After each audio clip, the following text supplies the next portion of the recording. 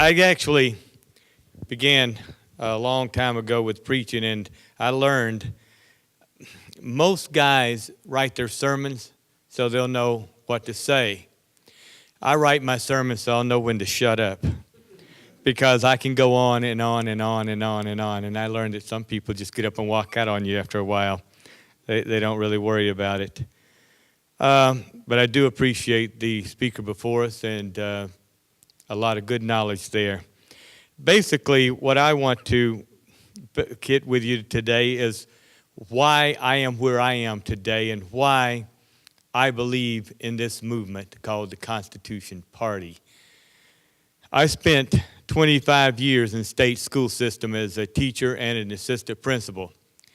I call them my wilderness years, like Moses wandering around in the wilderness, wondering where to go and what to do and how we're going to get there. And I spent a lot of time there with those children, and it all started out pretty good.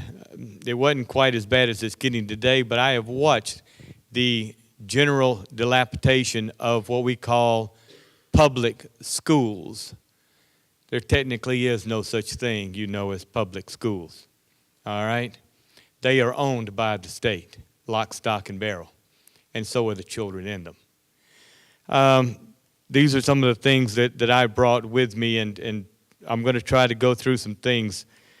First of all, it becomes down to a matter of authority. And I won't go into a lot of my illustrations with the humor and all that, because we need to move on here. But it comes down to who really has the authority here. Now, when they were called public schools, when I was there as a little boy, God was the authority, folks. We would go to school, and we would pray, and we would read the Bible, and we were taught morality. Today, the state is in charge of what's going on there, and our children are being taught all the things that the brother before me spoke about. Some of the things that I found that I was there, of course, they're first of all taking away God by teaching evolution. I have heard many teachers as I sit in a room and giving observations for them as they're going to start their science test or science lesson, and they'll say, first of all, I want you to know that I believe in God, but I also believe in evolution. And I got to the point that I just wished that I had the authority and power to go up there and slap them upside the head. All right? It's confusing to the children. And they begin to learn that basically there is no God. Evolution really takes over. All the things, and I have a PowerPoint that takes about an hour to do, but it's all about the evolution that I had to deal with when I was teaching, believe it or not, 4th grade. There was a great deal of evolution in the 4th grade and a great deal of untruths there, which I tried to undo for them. The best thing I can give you to illustrate that is, how many of you know about the movie Princess and the Frog? Y'all know that little movie? Okay. To we creationists, that is a fairy tale, right? To evolutionists, it's a science lesson. Okay? They actually believe these things come about. Some of the things that we actually taught these children was unbelievable to me. But I actually got an opportunity in my last stint with the state to stand up before my teachers and tell them that they lied to me as I came through school, and they're lying to the children, and they need to stop. Of course, they took it, I hope, lightheartedly at first, but after a while, I started getting some feedback from them. They didn't quite like my attitude, and that was fine. Somebody had to stand up and start telling them. So I took that upon myself to do that. As I started dealing with these children and watching them and how the state was turning them around, 2 distinct things come to mind with what he was speaking of. And that is the one that deals with homosexuality. I know that we talk about that a lot. But folks, I'm telling you, they are reaching these children with this rhetoric. They are really messing up their minds. And I had 2 occasions. I'm assistant principal at Luella Middle School, and 2 girls come into my office, and I learned a long time ago not to get excited when children come in and start, making all their rhetoric and everything. So I usually just take things very calmly, but they come walking into my office, go, Mr. McNorton, you better get so-and-so up here. We're going to kick her blankety blank, and, we're just through with her. I said, all right, okay. Everybody just settle down, all right? Sit down here. We'll get so-and-so up here because I'm not talking to you till she comes. So just sit down here. I'm doing my work. I call for so-and-so. I didn't ask these children anything until she gets there. When she gets there, she walks in, half slams my door, sashays over my desk, puts herself down like this with a hand on the hip. Now, before we get started, I want you to know one thing. I'm bisexual. Well, I appreciate the information, little girl, but what's that got to do with anything? And she goes, well, that's why we're here. So I looked at them, is that why we're here? Yes. Okay, next question. How do they know you're bisexual? Because they saw me kissing a girl. Okay. We go through the whole rigmarole of, first of all, I'm going to be politically correct. It's none of your business what her sexual orientation is. Leave her alone. You get back to class, and you don't bother her. I would have probably been fired if anybody ever knew we had this conversation. But when they left, I turned to her and I go, now, baby girl, what makes you think you're bisexual? Well, I kissed a girl. All right, you did something stupid. Why do you have to label yourself with that? Why does that make you bisexual? Because you made one stupid mistake in your life. Well, I don't know. Everybody says I'm bisexual. All right, you have to decide for yourself what you're going to do. We had the long talk. Long story short, she leaves. I hear in the office several weeks later, maybe a month or so later. The outer office is where all the secretaries are. You come down this row hallway, and there's 3 APs in a row. I'm the last one. And I can hear her out there, and she's all happy and cheerful, and she comes running down the hall, and she stops at my office, and she goes, hey, Mr. Mack. How you doing, sweetie? Okay. Oh, Mr. Mack? Yes, I like boys. I know, baby girl. Okay? We had to just simply get her mind straightened out. Now, if she had gone into one of those state counselors, they'd have had that baby convinced that she was a bisexual. All right? Simply because it passes through her. Second event, almost the same. Little girl, boy comes in. They're having a big fight. What are we fighting about? She's bisexual. Okay. How does he know you're bisexual? I told him. Okay, why would you tell him something like that? Because I am. Give him the same spiel, politically correct, leave her alone. It's her business, not yours. She leaves. I asked the question. Are you sexually active, baby girl? No. Then how do you know you're bisexual? Well, because I wonder what it'd be like to kiss a girl. Okay, I can understand that. Thoughts come in and go out of our heads all the time, sweetheart. That doesn't label us. That doesn't make us anything. Okay? We just have these thoughts and we let them go. She finally came to the conclusion she wasn't bisexual. Again, had she gotten in there with these state counselors, they would have had her convinced that she's bisexual. They teach them these things.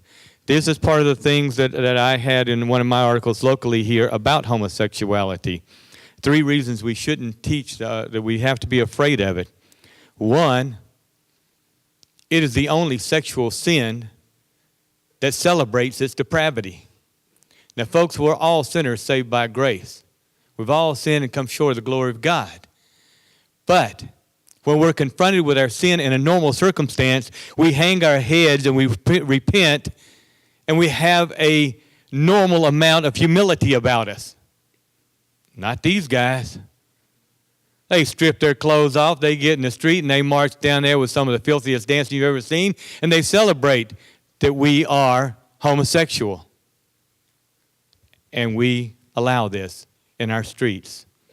San Francisco actually had Nude Day here about 3 or 4 months ago so that they could celebrate nudity, and they actually allow people to walk around the streets nude that day. And people do it whether you want to look at that body or not.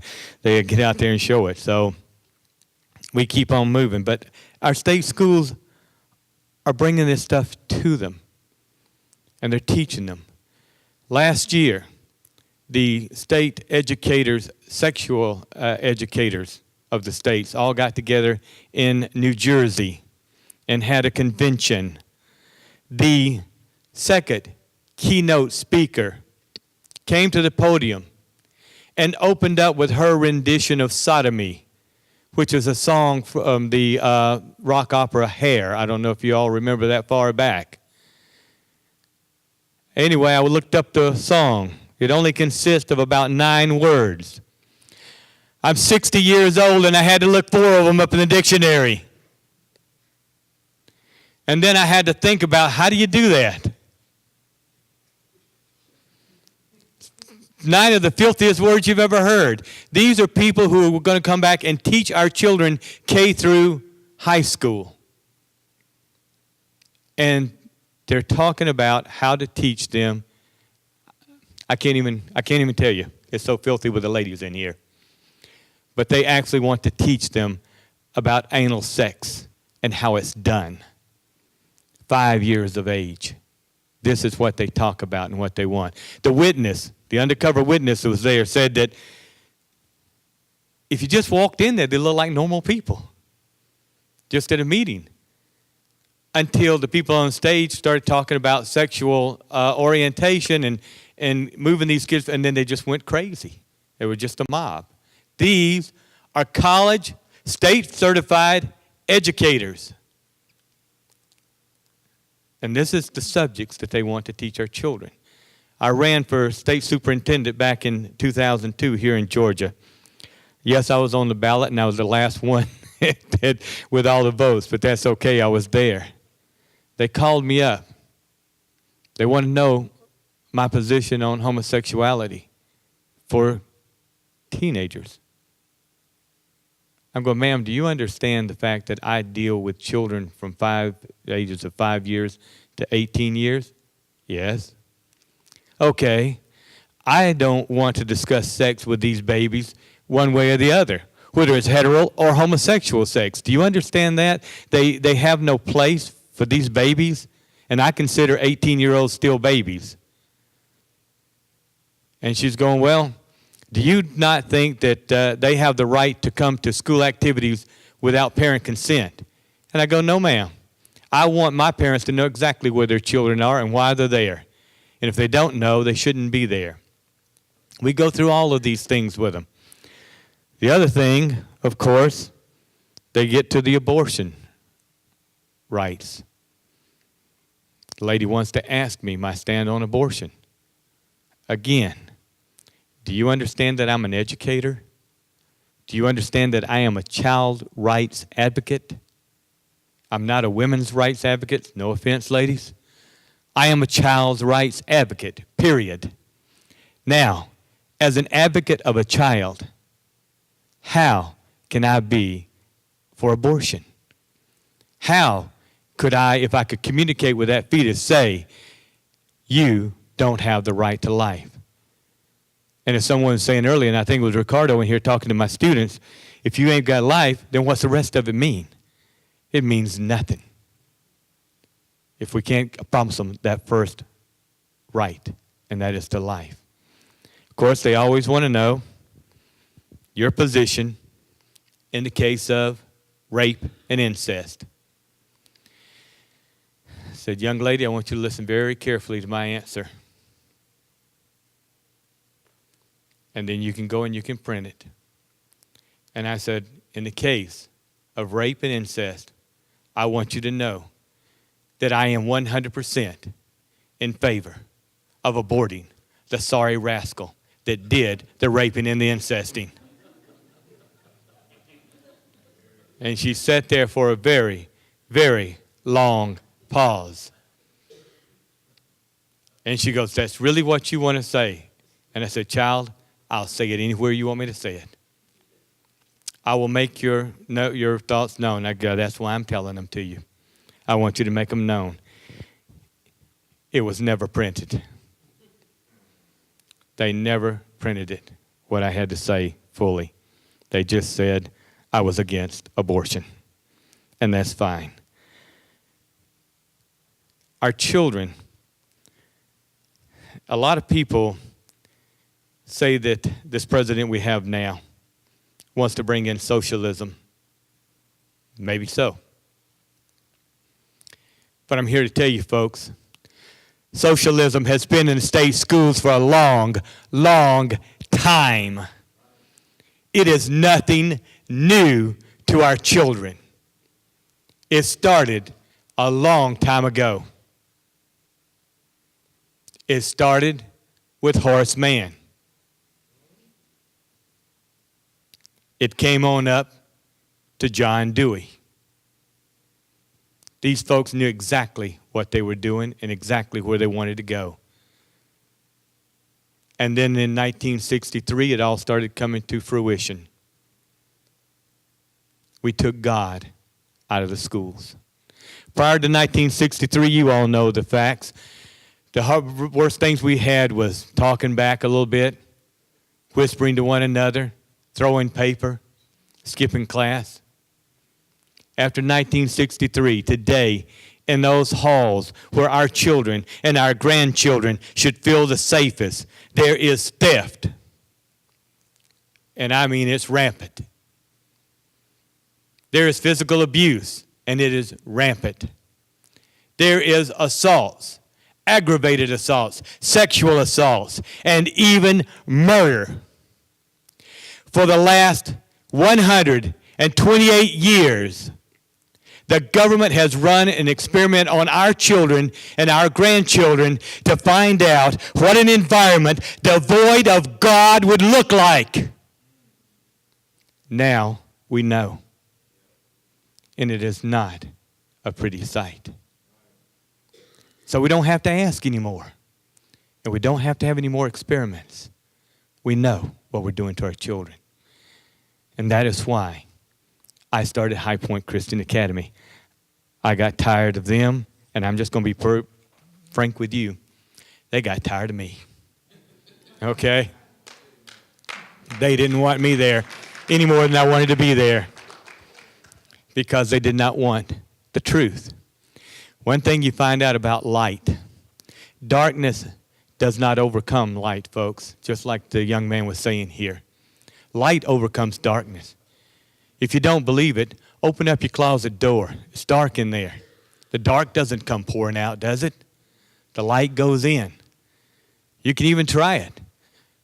Go real fast. See if you can catch it. You know, you can't. The light overtakes the darkness. The question is now, who is hiding the light? And why won't they let it shine in the state schools? So that's why we're here at High Point Christian Academy, and that's why we need your support. That's why we need groups like the Constitution Party. Because I agree with the young man. In the most recent article that I wrote to the paper, they have yet to publish it, and I don't know if they will, because my sentiments, without going, because we've got about 2 minutes, my sentiments was simply this. I don't care who wins this election. Folks, I'm sorry, I simply don't care. I don't care if Mr. Obama stays in for 4 more years or if one of the 32 wannabes in the Republican Party gets the nomination. I know, they got it narrowed down to 20. But anyway, it simply is not going to make one iota of difference in the next 4 years. It's not. I don't think things are going to be any different in 2016 than they are today, regardless of who goes in there, until America stops making its choices on political parties and starts making its choice on who is going to be her God. Then and only then are we going to see anything that we need to see. I have a sermon. It is called The Only Stimulus Package That America Will Ever Need. We all hear about stimulus package. And of course, I want the economy to grow. I want all this stuff to work. But there's only one way we're going to get it. 2 Chronicles 7:14. You can say it with me. If my people who call themselves by my name, okay, will humble themselves, pray, keep going, you got it. Ways. Then what's he going to do?